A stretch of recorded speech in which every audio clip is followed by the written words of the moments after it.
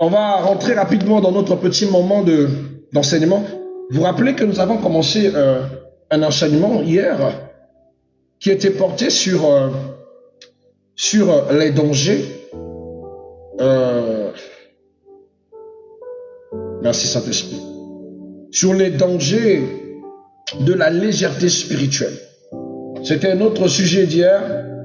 J'espère que l'Esprit de Dieu nous donnera suffisance et suffisamment de possibilités et du temps d'achever notre deuxième partie.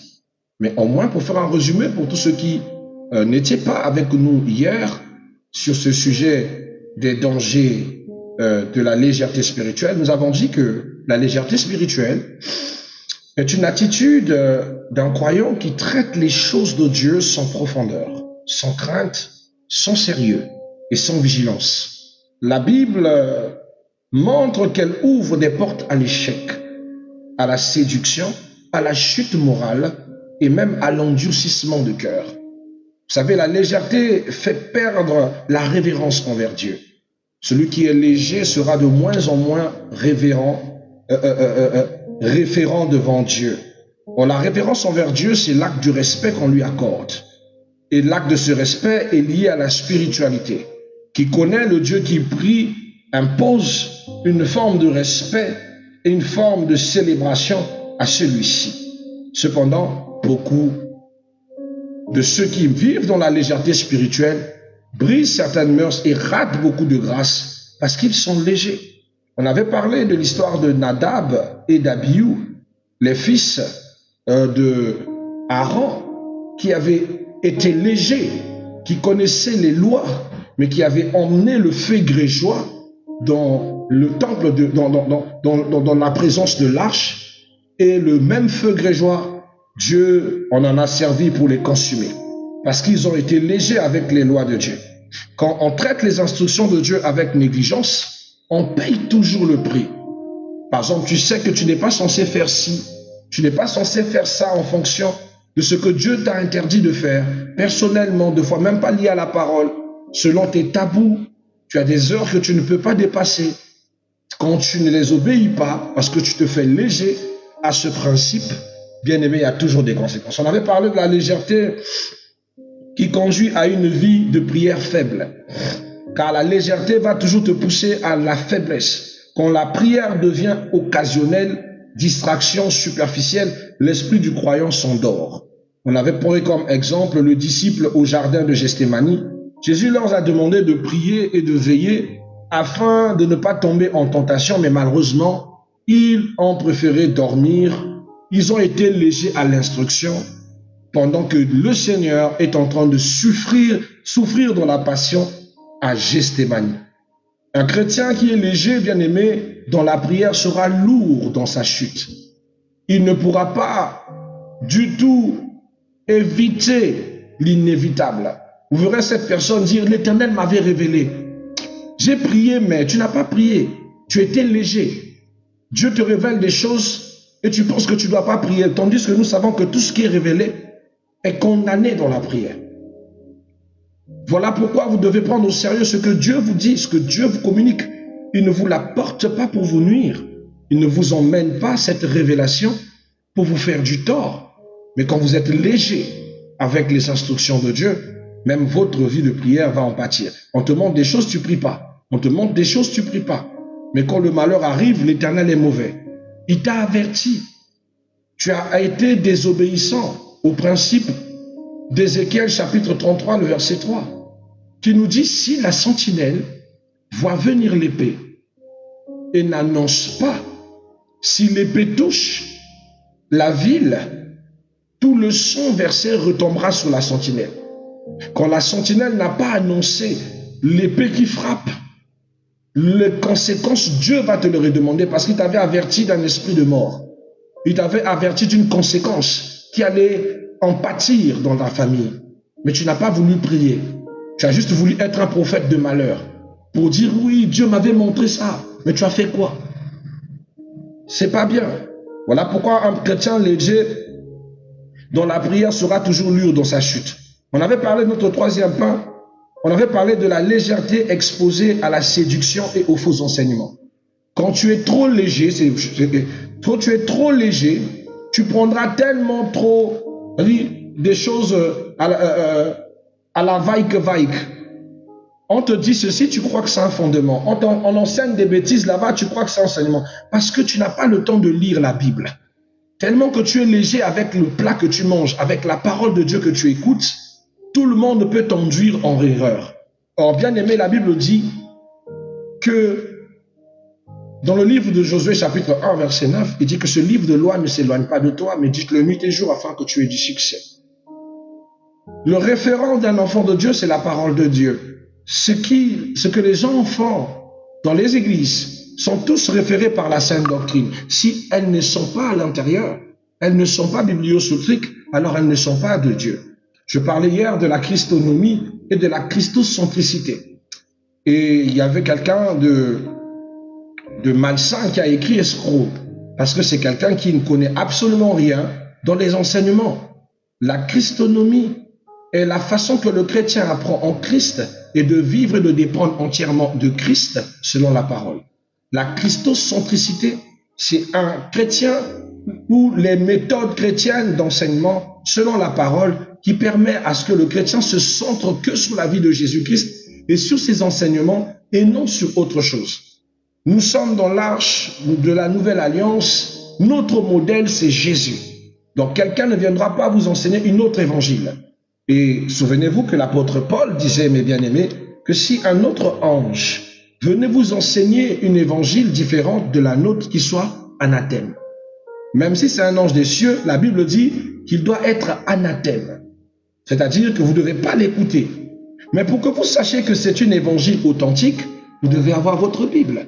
Vous n'avez pas le temps de méditer. Comment saurez-vous que ce que l'on vous dit vient de la part de l'Éternel?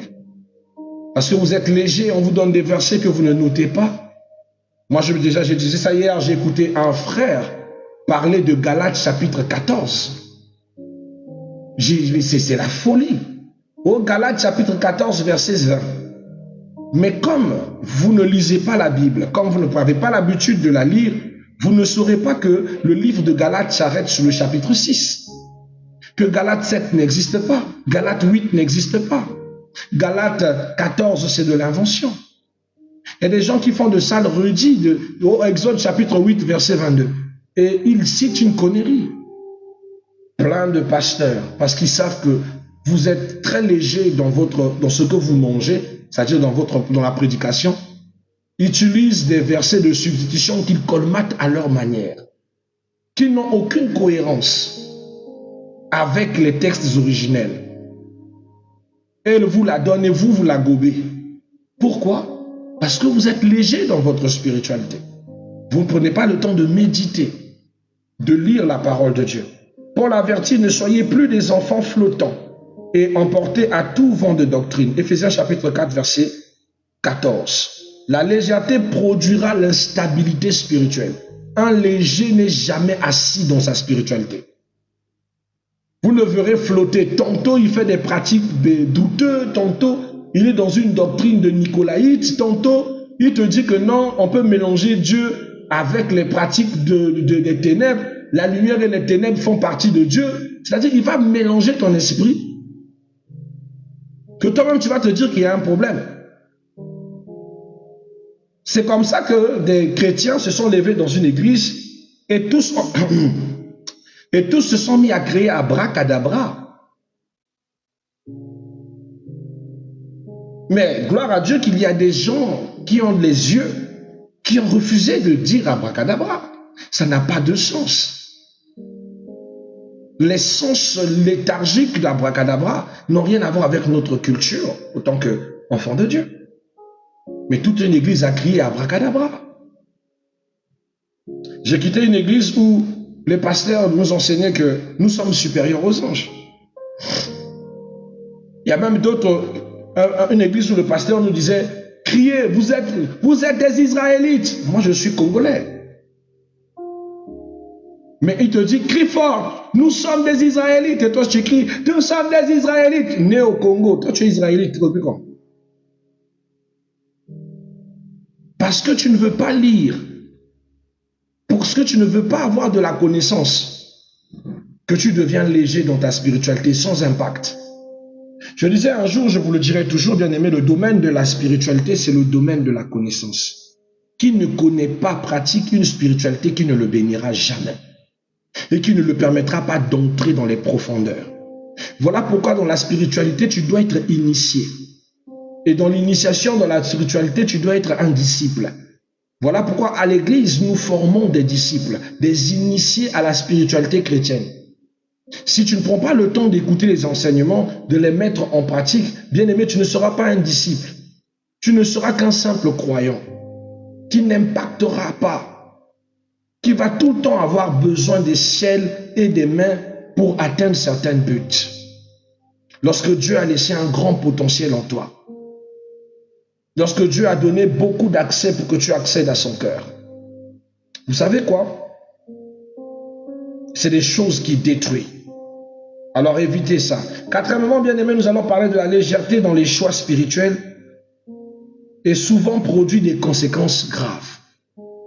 Souvent, vous voyez des gens, par exemple, qui font des choix spirituels sans réflexion. On avait parlé de ça brièvement hier dans les conseils, par exemple, le choix du mariage, le choix du travail, le choix de l'appel à l'église, le choix de la vocation. Vous voyez des gens qui se sentent plus dans un poste, mais qui ne sont pas orientés par le Seigneur. Je prends un exemple. Vous savez, Ésaü, il vend son droit de naisse pour un plat de lentilles. Genèse chapitre 25, le verset 29 au verset 34. Un choix fait dans la précipitation et la légèreté lui a coûté une bénédiction éternelle. C'était ses droits, ça n'appartenait pas à Jacob.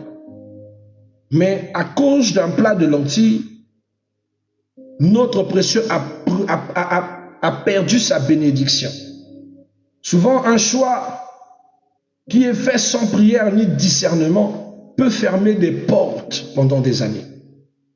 Normalement, un enfant de Dieu ne prend aucune décision sans attendre la volonté divine. J'ai vu un homme qui disait c'est la folie, que la foi c'est des conneries. Or qu'ils ne comprennent pas, nous sommes un peuple conduit par l'Esprit. Et nous croyons au Saint-Esprit car il révèle les voies et les chemins. J'ai expliqué hier, là où j'ai prêché, dans la cellule de prière ressources divines, que celui qui est avec Dieu s'abandonne à sa voie et à ses décisions. Il y a des choix que tu as fait par toi-même, tu connais les conséquences de ce que tu as vécu. Les propres choix, ton propre choix t'a blessé. Ton propre choix t'a fait souffrir, t'a humilié. Mais souvent tu dis à Dieu, Seigneur, je ne veux plus faire mon choix, mon propre choix, oriente mes décisions. Mais finalement tu finis par décider par toi-même. Souvent parce que tu regardes l'heure, l'âge et tu penses que tu vas rater une opportunité parce que tu as un manque de discernement sur ce que Dieu veut réellement. Parce que nous pensons que Dieu ne parle pas audiblement ou ne précise pas. Je vous rappelais par témoignage que Dieu m'a montré clairement que mon épouse devait être mon épouse. Mon épouse a toujours été avec moi dans l'église. Elle était une bien-aimée que j'ai commencé à encadrer pendant des temps. Je ne savais même pas qu'elle pouvait devenir mon épouse. Mais pendant ce temps, j'étais dans l'attente que Dieu m'oriente vers quelqu'un. Je patientais.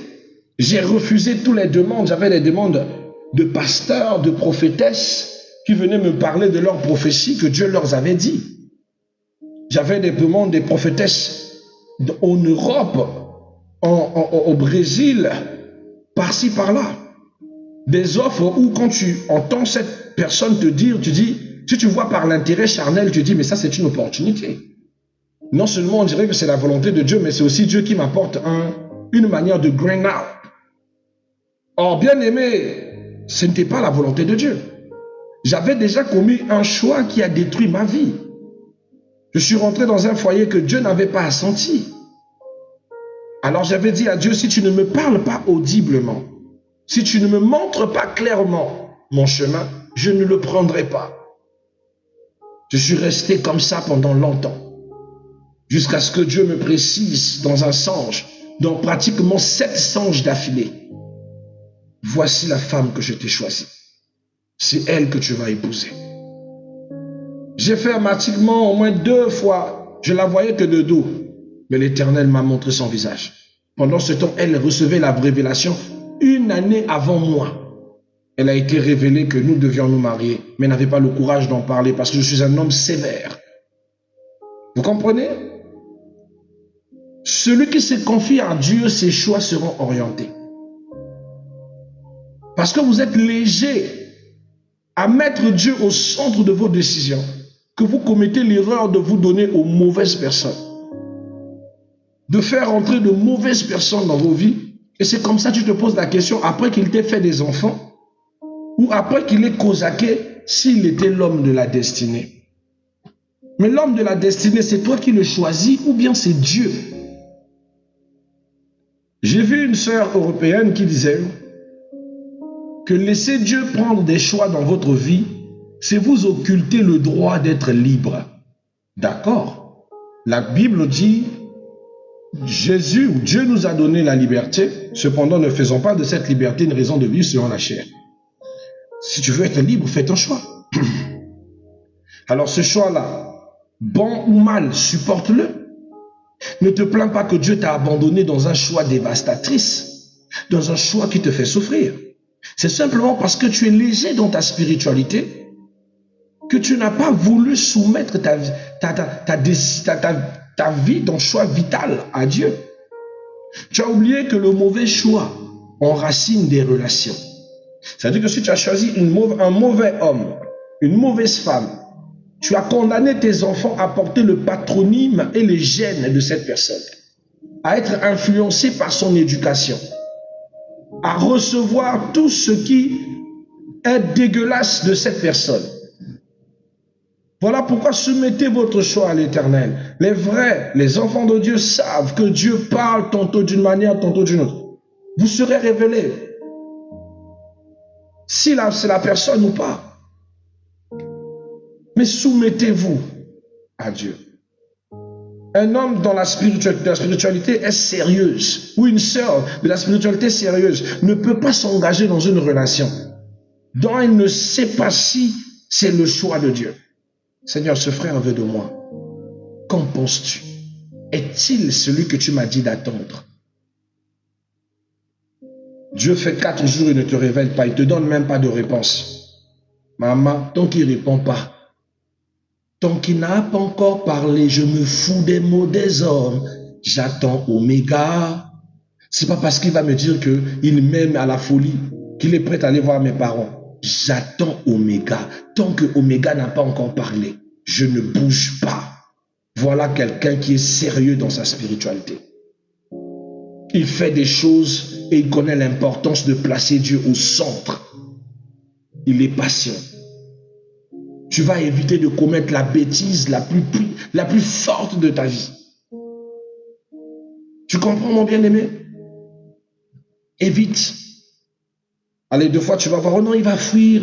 Oh, il a la décision de m'épouser. Tous les autres garçons qui sont venus ne voulaient pas aller voir mon père. 2 fois, c'est un signe de Dieu. Je ne veux pas le perdre. Même si je ne l'aime pas encore, mais les hommes, pour te draguer, c'est déjà difficile. Je pense que si je rate cette partie-là, je serai peut-être comme Israël qui n'a pas connu l'heure où il a été visité. Alors cette peur-là, ces questions multiples où tu te mets à faire ton propre discernement sans avoir écouté la voix de Dieu, va te pousser à t'engager avec quelqu'un qui va tout ruiner dans ta vie.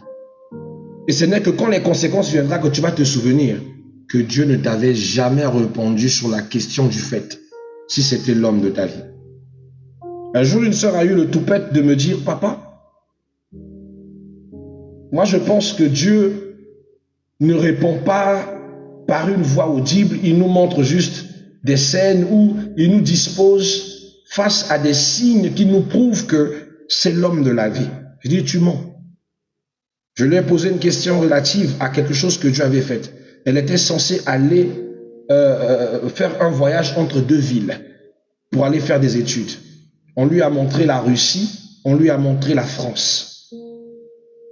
Et elle ne savait pas quelle bourse elle devait choisir. Mais quand elle priait, elle a vu dans un rêve clair qu'elle était devant la tour Eiffel. Un rêve clair. Le deuxième rêve, après avoir sorti de ce rêve, elle se retrouve carrément dans le Parc des Princes. vous savez, des signes qui ne vont pas de côté. Troisième rêve, elle voit son père décédé lui dire, tiens, prends ton passeport, moi je t'attends à Roissy-Charles de Gaulle pour te prendre, parce que tu vas en France. Bien-aimé, qui a répondu? Qui a parlé audiblement? Qui a donné des signes descriptifs de le choix qu'il devait prendre? N'est-ce pas que ce sont des signes clairs, que la révélation est claire, que Dieu ne l'a-t-il pas précisé? Quand elle sort de son songe, elle écoute dans ses oreilles, après être réveillée, tu iras en France. Bien-aimé, c'est deux fois nous, tellement qu'on aime un homme ou on aime le choix qu'il est de proposer devant nous, on efface notre intelligence, on devient léger. On pense que Dieu, son dernier mot dépend de nos émotions. La légèreté fera que tu prendras des décisions liées à tes émotions et non selon le choix de Dieu. Et les conséquences seront graves parce que tu vas en souffrir et les enfants que tu auras procréés en souffriront. Ta destinée en souffrira parce que tu as été léger avec tes choix. Parce que tu as été léger avec ton choix. Ne tombez pas dans cette erreur. Mettez Dieu au centre. Cinquième des choses que tu dois savoir sur la légèreté, c'est que la légèreté dans le traitement du péché peut mener à l'errance. Par exemple, tu sais que tu as un vice et tu sais que ce vice prend du dessus de temps en temps. Mais parce que tu as l'habitude, tu ne prends pas, tu n'éduques pas ton corps et tu n'évites pas les occasions de laisser ce vice prendre le dessus. Tu vas toujours dans le sens à le titiller. Bien-aimé, elle va être l'occasion de chute qui va te faire tomber. Quand on minimise le péché, on finit par être dominé par elle. Parce que tu minimises, tu penses que ceux qui sont tombés sont moins que toi. Moi, j'avais des bien-aimés qui se disaient que non, parce qu'il a reçu le Saint-Esprit, que le péché ne pouvait plus le rattraper. Faites attention, hein. La Bible dit que celui qui dit qu'il n'a pas péché a commis un péché par orgueil. Ça veut dire que, bien-aimé, faire le péché ou tomber dans le péché, c'est petite chose.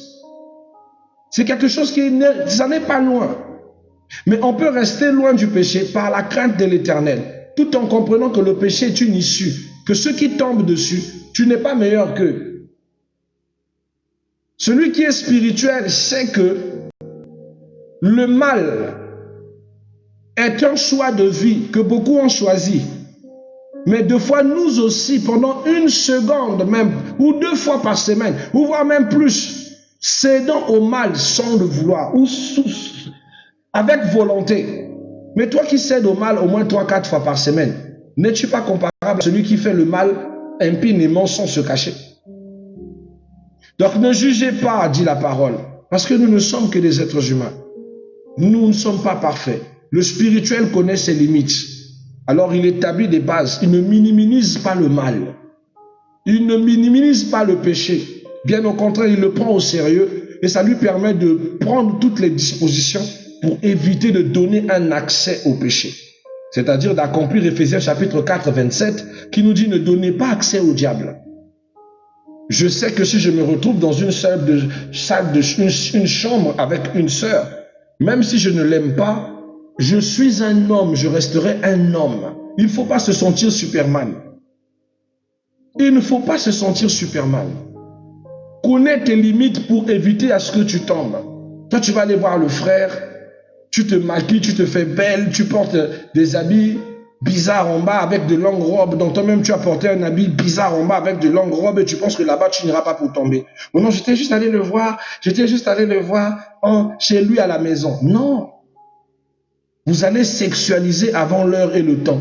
Après, c'est bon, dit, papa, on n'a pas compris, j'ai même pas compris comment ça s'est fait. Tu sais ce que... Regarde, Dieu bénisse ce pasteur, le pasteur de Béni TV, non, de LMTV, Côte d'Ivoire. Je l'aime beaucoup ce pasteur-là. Il est dur dans son langage, mais il te dit la vérité. Il dit le péché est prémédité. Celui qui pêche a prémédité son péché. Il n'y a pas à venir nous dire que je ne savais pas, c'est comment c'est arrivé, j'ai été tenté, j'ai pas compris où. Toi-même, depuis la maison, sœur dans le Seigneur, tu te laves, tu te vêtis d'un sous-vêtement de séduction, comme si tu voulais qu'elle soit visible. Tu portes une robe pour aller voir ton fiancé. et tu la mets, c'est une robe en jus de sel. Et tu sais bien que tu vas le voir chez lui à la maison. Tu avais quel but? Si ce n'était pas un assassinat. Et tu pensais que au hasard devait quoi? Tu es légère avec le péché. Et le péché a pris la dominance. C'est comme ça que ce qui va arriver sera une erreur une fois, une erreur deux fois, une erreur trois fois. Après, ça ne sera plus une erreur, ça devient une habitude, une nourriture. Ça va créer des lourdeurs dans votre relation. Ça va créer des blocages pour que vous vous mariez. Parce qu'il n'était que fiancé. Quand vous sexualisez hors les termes du mariage et que vous ne connaissez pas les affinités familiales, bien aimés, vous allez vous retrouver avec vos réclamations familiales qui va commencer à alourdir votre projet de mariage. C'est comme ça que vous aviez des jeunes fiancés qui font même 7 ans dans le fiançailles, qui font même 5 ans dans le fiançailles, veulent bien se marier, mais parce qu'ils ont sexualisé avant l'heure, ont repoussé les échéances, ont emmené le malheur dans leur chemin. Et la parole, Romains chapitre 3, 23, qui nous dit, tous ceux qui ont péché sont privés de sa gloire, s'applique. Et comme le pasteur principal, votre guide, n'est pas au courant, et comme vous n'avez pas courage de confesser que vous avez commencé à sexualiser, vous faites semblant de rester saint aux yeux des hommes, deux fois même dans la relation que si vous avez retiré 2 grossesses par honte de l'Église, voyez comment le péché a engendré des destructions massives dans votre vie. Ne faites pas ça, mes bien-aimés. La cinquième des choses, vous devez savoir, c'est que la légèreté, la sixième des choses plutôt, que la légèreté va aussi changer votre marche quotidienne. Celui qui est léger va finir par attrister le Saint-Esprit. Quand un chrétien vit sans discipline spirituelle, sans crainte de Dieu, sans attention à sa conduite, il finit par éteindre la flamme du Saint-Esprit. Un disciple qui n'a aucun disciple-là ne bénéficiera pas de l'esprit de son maître. Je répète, un disciple qui n'a aucun disciple-là ne bénéficiera pas de l'esprit de son maître. Plus tu es dans l'indiscipline, plus tu es détaché de l'esprit de ton maître. Car la discipline est la seule chose qui te garde dans la spiritualité que tu as reçue.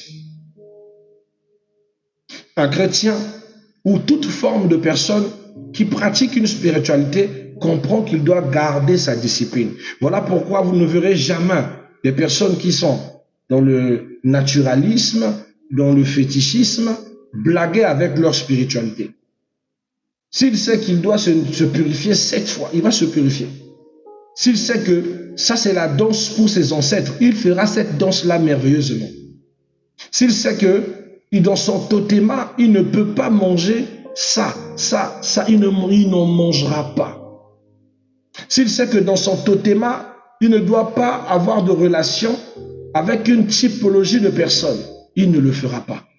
Parce qu'il sait que ça va briser sa spiritualité et produire des conséquences qui peuvent détruire sa vie et celui de ses enfants, ou même le rendre fou.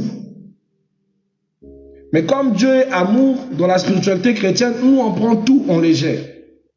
Après on se dit, Dieu ne m'écoute pas, Dieu ne marche pas bien avec moi, on dirait le Dieu de la Bible, mais toi tu appliques un Dieu de la Bible selon toi. Tu n'es disciple de personne, tu es disciple que de toi. La spiritualité chez toi, c'est des choses légères. Tu pries avec arrogance, tu pries en culotte, tu pries en caleçon, tu pries en tenue légère de chambre, de robe de chambre transparent, où tes seins sont exposés, où ta nudité est exposée, et tu penses que tu honores Dieu dans cette condition. Tu pries, couvre-toi. Tu es dans la présence du Seigneur. Et tu entends quelqu'un dire, Dieu ne voit pas ça, Dieu voit le cœur. Mais ça ne va pas. La Bible dit que les fils des anges de Dieu, donc les anges, virent que les filles des hommes furent belles. Est-ce que vous savez que votre physique peut attirer les anges? Est-ce que vous savez que vous pouvez distraire les anges? Est-ce que vous savez que la nudité a un symbole dans la spiritualité? la nudité. Quand quelqu'un décide de commencer à prier nu, bien aimé, c'est la malédiction qu'elle est en train de chercher à imposer dans la vie de quelqu'un, mais aussi sur sa propre vie. Alors toi, tu vas te présenter devant Dieu en nuisette ou en culotte cinglée, tu trouves ça normal. Mon frère, qu'est-ce qui t'empêche de te couvrir? Un bien-aimé courageux a eu quand même le courage de m'écrire pour me dire, papa, je remarque souvent, au-delà des habits que vous pouvez porter à la maison, des habits que vous portez, des fois des marinières, chemises, je vous vois souvent dans des tuniques. Vous êtes souvent en tunique, une tunique de telle couleur pour prière et partage. Mais pas seulement pour prière et partage. Hein. Je ne prie pas sans m'habiller comme il se doit pour prier. Quand vous voyez nos frères musulmans le faire, ce n'est pas en vain. Hein. C'est pas que vous ne verrez jamais un frère musulman avec sa culotte débraillée, cinglée, monter sur le tapis après avoir fait ses ablutions. Parce que nous avons appris depuis le Père Abraham que c'est ça des choses qu'on ne fait pas. Mais les chrétiens sont légers. Ils sont fous. Et du respect au moins pour Dieu. Après, c'est pour dire que tu n'as pas une bonne connectivité avec la divinité lorsque toi, tu es pourtant un nudiste. Il faut nous laisser tranquilles. Hein? Vous allez attrister le Saint-Esprit. La Bible dit dans 1 Thessaloniciens chapitre 5, 19, elle dit, n'éteignez pas l'esprit. N'éteignez pas l'esprit que vous avez reçu. Alors, comment sortir de la légèreté? Voilà, l'heure avance déjà. J'espère que j'aurai le temps de... Bon, on va donner ça rapidement comme un conseil pour qu'on ne dorme pas dessus. Je ne vais pas avoir une troisième partie pour ça, s'il vous plaît. Alors, comment sortir de la légèreté? Pour sortir de la légèreté, bien aimé, vous devez cultiver la crainte de Dieu. La crainte de Dieu est la base de toute personne qui veut vivre une spiritualité pure dans le Seigneur. Commencez à semer la graine de Dieu. La Bible dit dans le livre des Proverbes, chapitre 9, le verset 10, il dit que la sagesse, que le commencement de la sagesse, c'est la crainte de Dieu. La sagesse commence lorsque vous commencez à craindre Dieu. La deuxième des choses, rétablis une vie de prière stable, pas une vie de prière périodique. Pas aujourd'hui tu pries, 2 jours tu ne pries pas, après tu pries après. Ou comme une de mes sœurs que je salue, si elle est dans ce live, vraiment tu vas te reconnaître. Elle me dit, papa, moi je fais des prières, mais pas des prières de plus de 10 minutes, hein, même pas 15 minutes, au moins 5 minutes. Oh. Mais c'est quelle façon de prier? À quel moment tu laisses Dieu te parler? À quel moment tu exprimes vraiment tes besoins? 15 minutes, tu trouves ça suffisant? Moins de 15 minutes, moins de 10 minutes, tu trouves ça suffisant pour rencontrer ton Dieu et parler? Tu verras d'autres dire, papa, j'ai une grande vie de prière, mais incapable de rester longtemps dans la présence de Dieu. Si vous commencez avec une série de prières, même seulement de 2 heures, là, il va somnoler. Mais quand tu la vois, oh non, papa, moi je prie beaucoup. Incroyable. Ayez des heures de prière stables et faites ça une discipline. Si vous voyez prière et partage chaque matin et chaque soir, parce qu'on en a fait une discipline. Je n'ai pas besoin de dire à mon corps que c'est l'heure. Deux fois, quand ça dépasse, même mon épouse me réveille. Même quand je sens que la fatigue, je peux dire, laisse-moi dormir chérie, je suis fatigué. Non, non, c'est la discipline, c'est l'heure de prière.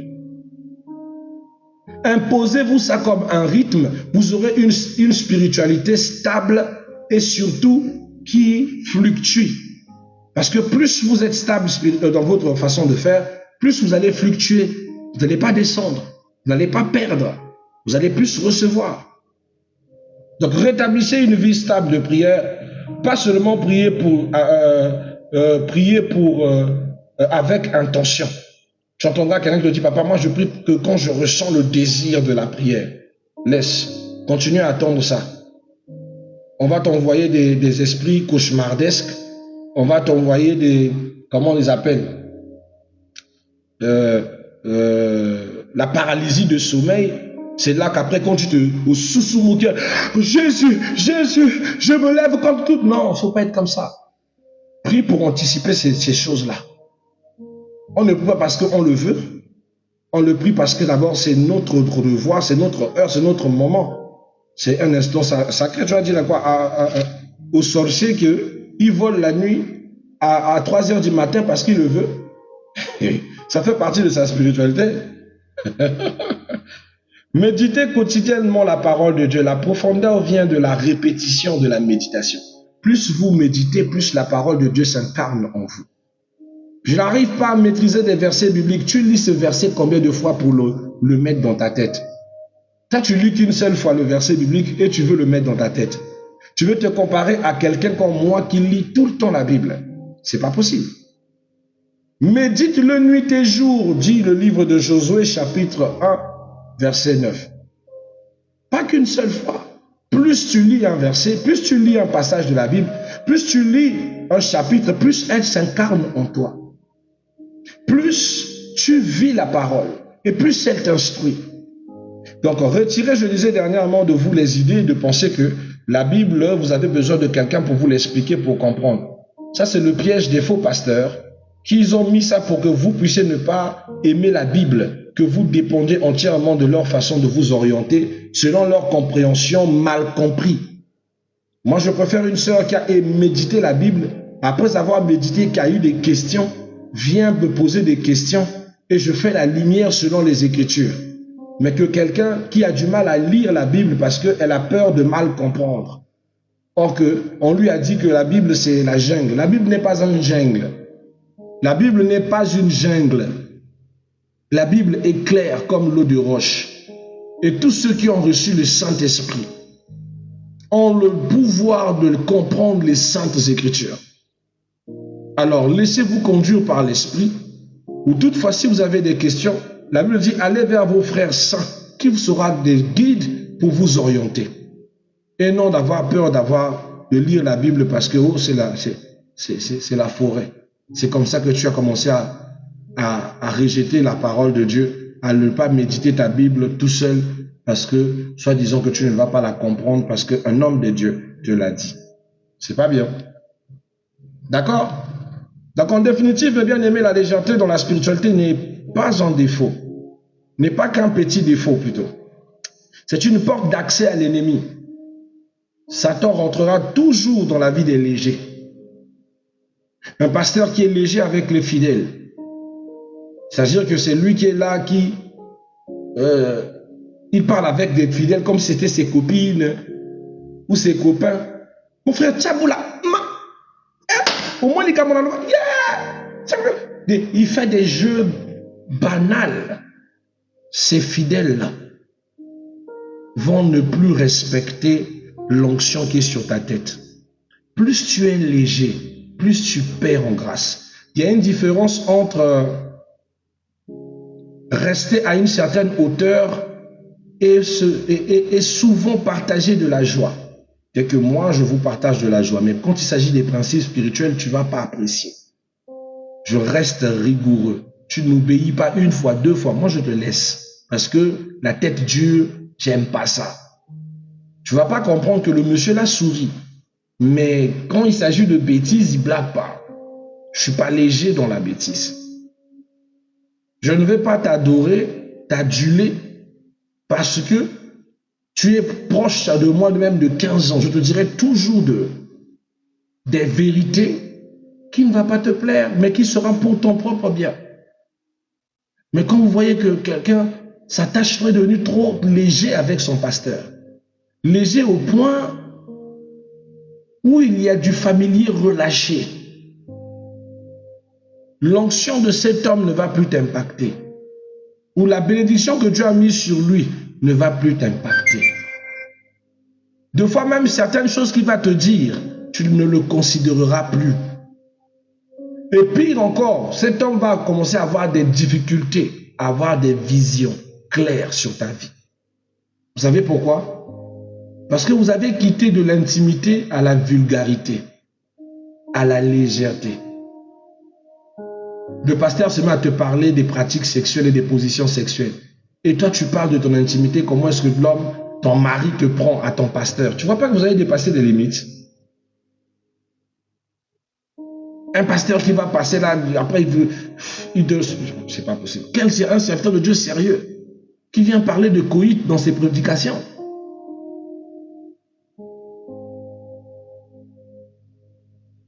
Je suis étonné. J'ai un pasteur ivoirien.